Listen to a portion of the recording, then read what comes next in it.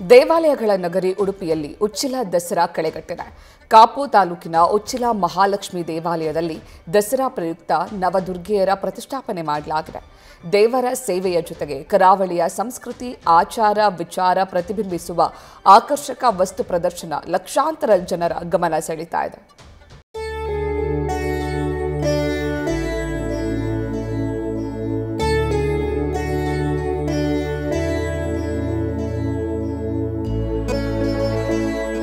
ಉಚ್ಚಿಲ ಮಹಾಲಕ್ಷ್ಮಿ ದೇವಿ ನವದುರ್ಗೆಯರ ಪ್ರತಿಷ್ಠಾಪನೆ, ದೇವಿಯ ದರ್ಶನ ಪಡಿತಾ ಇರೋ ಲಕ್ಷಾಂತರ ಭಕ್ತರು. ಇಂಥ ಅದ್ಭುತ ದೃಶ್ಯಕ್ಕೆ ಸಾಕ್ಷಿಯಾಗಿದ್ದು ಉಡುಪಿ ಜಿಲ್ಲೆಯ ಉಚ್ಚಿಲದಲ್ಲಿ ಭವ್ಯವಾಗಿ ನಿರ್ಮಾಣಗೊಂಡಿರುವ ಮಹಾಲಕ್ಷ್ಮಿ ದೇವಸ್ಥಾನ. ದೇವಾಲಯಗಳ ನಗರಿ ಉಡುಪಿಯಲ್ಲಿ ಕಳೆಗಟ್ಟಿದ ಉಚ್ಚಿಲ ದಸರಾ. ಲಕ್ಷ್ಮೀ ದೇಗುಲದಲ್ಲಿ ದಸರಾ ಪ್ರಯುಕ್ತ ನವದುರ್ಗೆಯರ ಪ್ರತಿಷ್ಠಾಪನೆ. ನಾಡಹಬ್ಬ ಮೈಸೂರು ದಸರಾದಷ್ಟೇ ಉಡುಪಿ ಉಚ್ಚಿಲ ದಸರಾ ಕೂಡ ಜನಮನ ಸೂರೆಗೊಂಡಿದೆ. ನಿನ್ನೆಯಿಂದ ನವರಾತ್ರಿ ಶುರುವಾಗಿದ್ದು ಶಾರದಾ ಮಾತೆಗೆ ಆರತಿ ಬೆಳಗಿ ಉಚ್ಚಿಲ ದಸರಾ ಮಹೋತ್ಸವಕ್ಕೆ ಚಾಲನೆ ನೀಡಲಾಯಿತು. ದಸರಾ ಮಹೋತ್ಸವದ ಗೌರವ ಸಲಹೆಗಾರ ನಾಡೋಜ ಜಿ ಶಂಕರ್ ಉದ್ಘಾಟಿಸಿದ್ರು.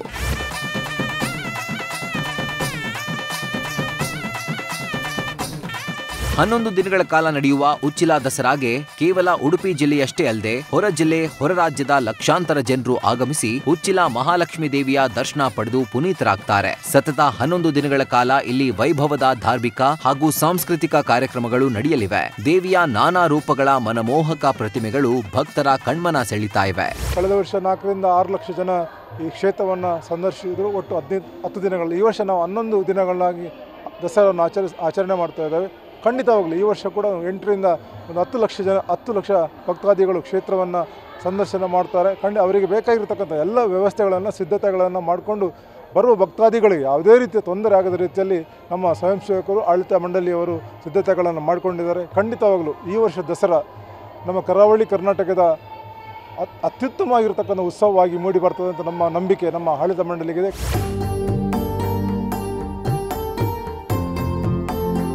ಕರಾವಳಿಯ ಪ್ರವಾಸೋದ್ಯಮದ ದೃಷ್ಟಿಯಿಂದ ಉಚ್ಚಿಲ ಮಹಾಲಕ್ಷ್ಮಿ ಕ್ಷೇತ್ರ ಮಹತ್ವದ ಕೇಂದ್ರವಾಗಿದೆ. ದೇವರ ಸೇವೆಯ ಜೊತೆಗೆ ಕರಾವಳಿಯ ಪ್ರವಾಸೋದ್ಯಮಕ್ಕೆ ಉತ್ತೇಜನ ನೀಡುವ ದೃಷ್ಟಿಯಿಂದ ನಾಡೋಜ ಜಿ ಶಂಕರ್ ಕಳೆದ 3 ವರ್ಷಗಳಿಂದ ಉಚ್ಚಿಲ ದಸರಾಗೆ ಪೋಷಕರಾಗಿದ್ದಾರೆ. ಕರಾವಳಿಯ ಕಲಾವಿದರಿಗೆ ಅವಕಾಶ ಕಲ್ಪಿಸಲು ಕಲಾ ಪ್ರದರ್ಶನವನ್ನ ಆಯೋಜಿಸಲಾಗಿದೆ. ಕಲಾ ಸಾಧಕರ ಕೈಯಲ್ಲಿ ತಯಾರಾದ ಕಲಾಕೃತಿಗಳ ಕಲಾಲೋಕ ಉಚ್ಚಿಲ ಮಹಾಲಕ್ಷ್ಮಿ ಕ್ಷೇತ್ರದಲ್ಲಿ ಅನಾವರಣಗೊಂಡಿದೆ.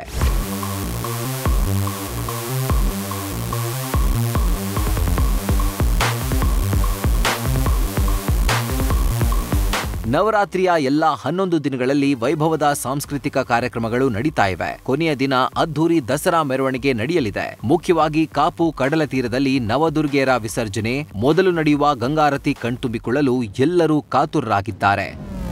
Parikshit, news first, Udupi. News first ನಿರ್ಭೀತಿಯಿಂದ ನಿಮ್ಮ ಪರವಾಗಿ.